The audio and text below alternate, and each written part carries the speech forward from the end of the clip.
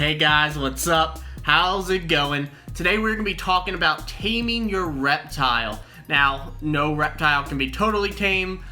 We are just going to be talking about how to get them used to you enough that they'll tolerate you handling them every now and again, or maybe longer depending on the species. Something like a Tegu might tolerate it a lot more than something like an Ackie Monitor, but you should be able to tame pretty much most reptiles down enough, except for the really grumpy ones, and that's just a personality thing, to, be able to be on good terms with you. Reptiles in general don't like handling, so, just know that they're not cuddly things like puppies, but they will tolerate you, and, they'll show you affection from afar. So let's look at some initial steps you could take to sort of start the taming process, get them used to your presence. And these are some of the things I used with Asus and Dell and my Tegu Frappuccino. So let's take a look. Alright, so this is Asus's enclosure. Asus has come out to greet us, haven't you, Asus? She's so cute. Look how adorable she is. I love when she greets me. Every time she comes out and says hi. It's so great. Anyway, how do we get to the point where we can give our Ackie some chin rubs? Well, something that worked great, especially with my Tegu, is just being present in the environment.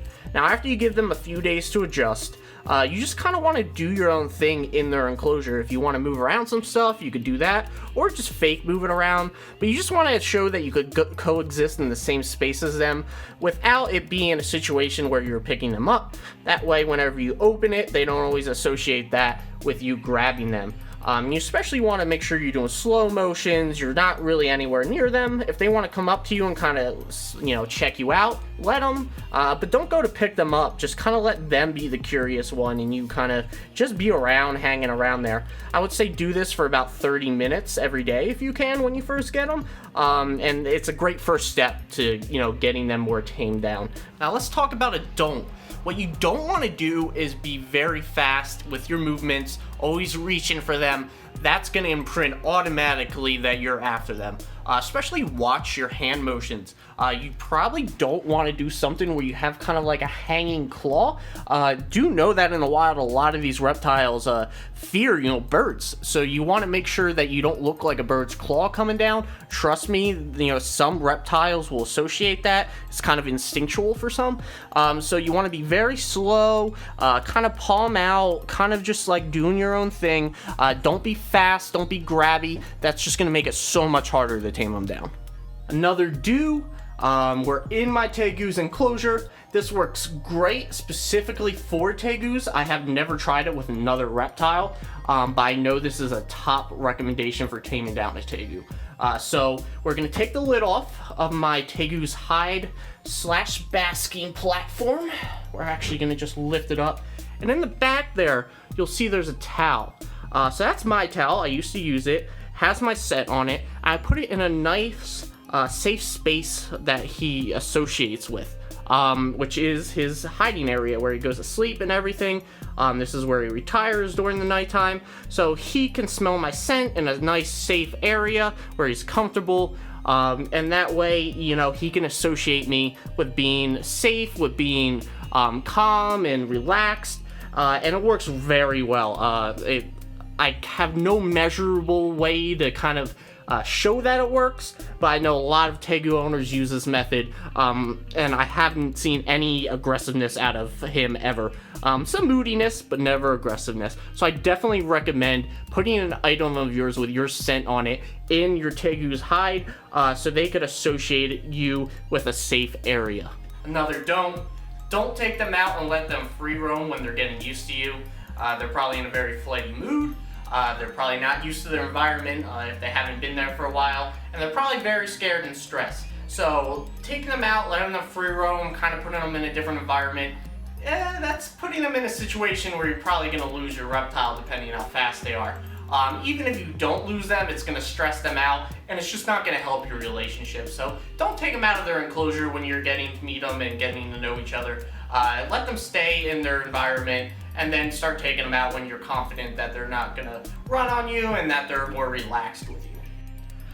Alright, back in my Tegu's enclosure for another do. A great thing to do is have them come to you, and this will come with you fiddling around in their enclosure. They'll get curious, they'll come check you out, they'll start climbing you, and eventually they'll climb up your arm and come out of their enclosure. Soon enough, they'll realize that your arm is their way to come out. My Tegu does it a lot, my Ackies will do it. He'll come check me out, and then he'll just climb right up my hand. And of course, he's just gonna make me a liar right now. It's a little different with him currently because he's getting so big, but no, that's my hand. But he'll usually just climb right up it. There he goes. Look at that little baby. I don't think he's too confident anymore though because he's just so big. Either that or he just wants some food. But it's a great way to go about it. He usually comes to me more than I have to get him. Obviously not foolproof depending on their mood of the day. They might just flat out reject you. That's happened many times. But giving them the option is better than you grabbing them right away.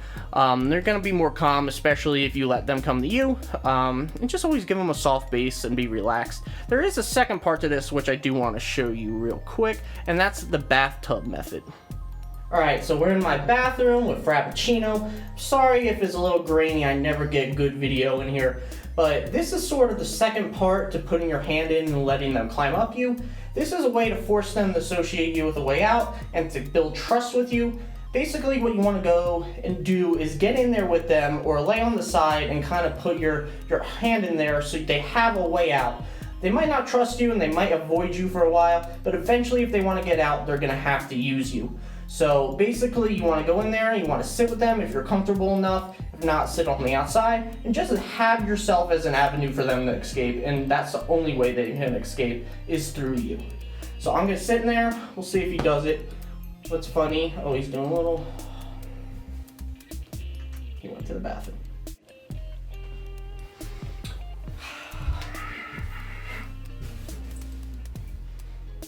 So Frappuccino's back in his enclosure. He made his protest very vocal, and I think he's good staying there the rest of the day. I think he was fed up with me messing with his enclosure and stuff, so we're gonna pretend that this Johnson & Johnson shampoo is a reptile.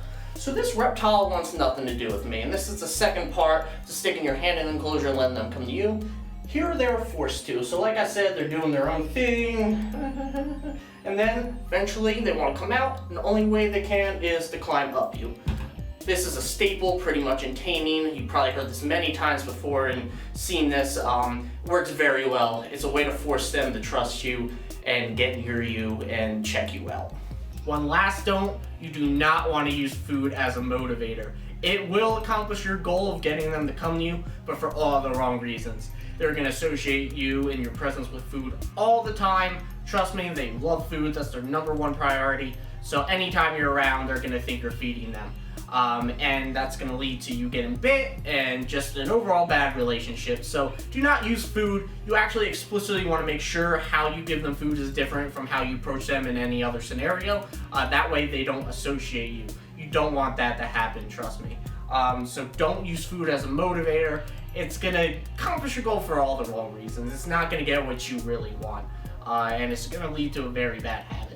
Alright guys, so that about wraps it up for this video. I hope this do's and don'ts for taming really helps out. A lot of this information is somewhat common knowledge, but if not, I hope that it helped you out in your taming process. You want to make sure you do your taming process right, because it's important to build up a relationship with your reptiles and have them trust you. So subscribe, check that lower right hand corner, turn that bell notification on, and stay tuned for some more content. Thanks guys.